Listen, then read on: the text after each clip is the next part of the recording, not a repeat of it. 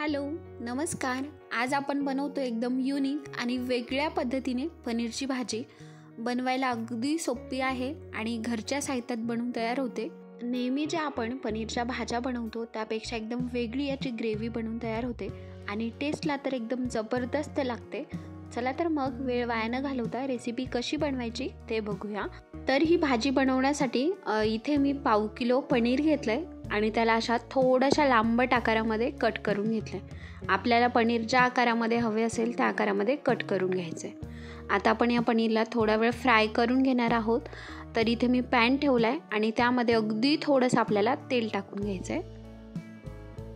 तेल थोडंसं गरम झालं की आता आपण यामध्ये पनीर टाकूया आणि छान असं भाजून घेऊया.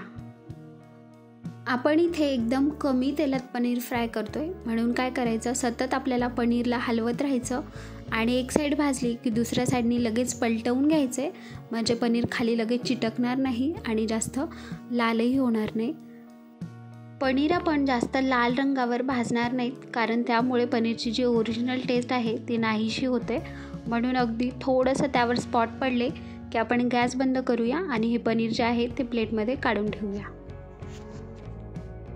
आता हे जे पनीर आहे ते एकदम फ्रेश होतं, म्हणून मी असंच ठेवले. जर थोडंसं 1-2 दिवसाआधीचं पनीर असेल तर कोमट पाणी घ्यायचं, त्यामध्ये थोडंसं मीठ टाकायचं आणि त्यामध्ये हे जे आपण फ्राय केलेलं पनीर आहे ते टाकून ठेवायचं, म्हणजे पनीर जे आहे ते एकदम सॉफ्ट आणि मऊ राहील.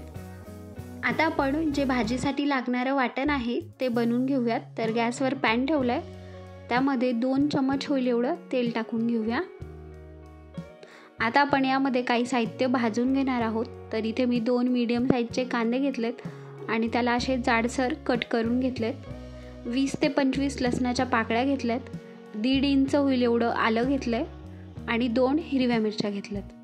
हे सगळं साहित्य जे आहे आता आपण या तेलामध्ये छान असं तांबूस रंगावर भाजून घेणार आहोत. जेव्हा पण आपण कोणतीही पनीरची भाजी बनवतो तर त्यामध्ये आलं लसूणचं प्रमाण आपण एकदम कमी टाकतो, पण ह्या भाजीमध्ये जे आहे आलं लसूण थोडंसं जास्त प्रमाणात वापरायचं आहे, त्यामुळेच आपल्या ग्रेव्हीला छान अशी टेस्ट येणार आहे. तर हे बघा, कांद्याचा रंग बदलला आहे आणि सगळं साहित्य छान असं भाजून झालं आहे. आता यापेक्षा जास्त लाल आपल्याला भाजायचं नाही आहे. या ठिकाणी गॅस बंद करूया. गॅस बंद केल्यानंतर पॅन गरम असतानाच यामध्ये आपल्याला भरपूर अशी कोथिंबीर टाकायची आहे आणि इथे मी 15 ते 20 एवढी पालकची पानं घेतली आहेत. पालक आणि कोथिंबीर आता आपण यामध्ये टाकून अगदी 2 मिनिट परतवून घेणार आहोत. या ठिकाणी तुमच्याकडे जर पुदिना असेल तर पुदिना टाकला तरीही चालेल. कोथिंबीर, पुदिना आणि पालक असं तिन्ही टाकायचं आणि पॅन गरम असतानाच आपल्याला हे सगळं साहित्य यामध्ये टाकून फक्त अगदी परतवून घ्यायचे. माझ्याकडे पुदिना नव्हता म्हणून मी पुदिना टाकला नाही आहे. तुमच्याकडे असेल तर आवर्जून टाका. आता आपण हे मिक्स करूया आणि थंड व्हायला ठेवून देऊया. थंड झाल्यानंतर एका मिक्सरच्या भांड्यामध्ये आपल्याला हे सगळं साहित्य टाकायचं आहे आणि बारीक असं याचं वाटण तयार करून घ्यायचं आहे. दळत असताना आपल्याला यामध्ये पाणी टाकायचं नाही, गरज पडली तर अगदी थोडंसं पाणी टाकायचं आणि हे बघा अशा प्रकारे घट्ट असं वाटण तयार करून घ्यायचं आहे. तर हे बघा, वाटणही तयार आहे आणि पनीर पण फ्राय करून झालं आहे. आता आपण भाजी बनवून घेऊया. तर पॅनमध्ये इथे मी तेल टाकलं आहे. जर तुम्हाला तुपामध्ये भाजी बनवायची असेल ते देखील टाकलं तरी चालेल, आपल्या आवडीनुसार तेल किंवा तूप घ्यायचं आहे. तेल गरम झालं की आता आपण यामध्ये काही मसाले टाकूया. तर इथे मी 2 वेलची, 4 ते 5 काळी मिरी घेतली आहेत आणि 2 ते 3 लवंग घेतले आहेत. आता आपल्याला हे तेलामध्ये टाकायचं आहे.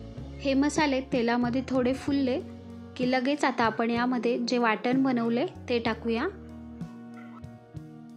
आणि आता हे जे वाटण आहे आपण ह्या तेलामध्ये 3 ते 4 मिनिट मंद गॅसवर परतवून घेऊया, जेणेकरून ह्या वाटणाला छान असं तेल सुटेल. वाटण परतवत असताना आपल्याला गॅस बारीकच ठेवायचा आहे. तर हे बघा, वाटण परतून झालंय, वाटणाला तेल सुटलंय. आता आपण यामध्ये बाकीचे मसाले टाकूया.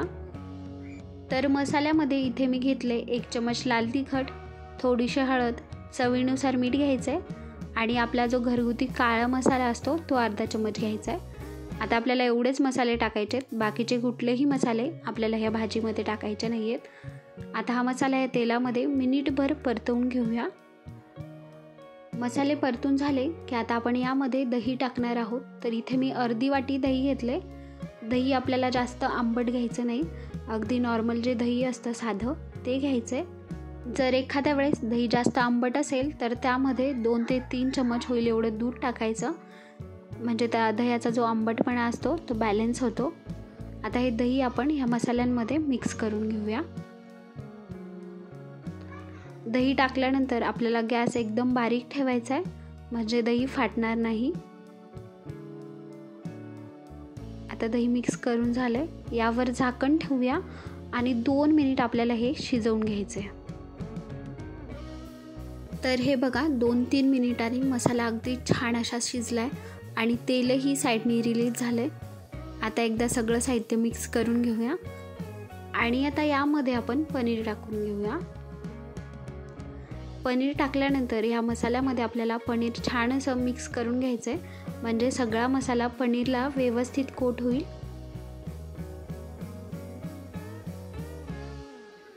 पनीर मसाल्यामध्ये व्यवस्थित मिक्स करून झालं आहे. आता आपण यामध्ये पाणी टाकूया. तर इथे मी अर्धा ग्लास कोमट पाणी घेतलं आहे. तुम्हाला ग्रेव्ही जशी घट्ट पातळ हवी असेल त्यानुसार पाणी टाकायचं, पण पनीरची जी ग्रेव्ही आहे ती थोडीशी घट्टच चांगली लागते, म्हणून मी इथे अर्धा ग्लास पाणी टाकलं आहे. पाणी टाकत असताना आपल्याला कोमट किंवा गरमच पाणी घ्यायचं आहे, थंड पाणी अजिबात टाकायचं नाही. आता आपण यावर झाकण ठेवूया आणि 5 ते 6 मिनिट ही भाजी शिजवून घेऊया. तर हे बघा भाजी बनून तयार आहे. अगदी छान अशी भाजी शिजली आहे. आता आपल्याला यामध्ये अर्धा चमच कसुरी मेथी टाकायची आहे आणि 2 चमच होईल एवढी दुधावरची साय टाकायची आहे. साईमुळे ग्रेव्हीला खूप छान टेस्ट येते, म्हणून साय नक्की टाका. आता आपण यावर झाकण ठेवूया आणि फक्त 1 वाफ आपल्याला काढून घ्यायची. तर हे बघा इथे मस्त अशी चमचमीत आपली पनीरची भाजी बनून तयार आहे. आता आपण ही गरमागरम भाजी सर्व करून घेऊया. तर तुम्ही पण अशा प्रकारे ही पनीरची भाजी नक्की ट्राय करून बघा. भेटूया पुन्हाच अशा एका नवीन व्हिडिओसोबत. तोपर्यंत बाय बाय.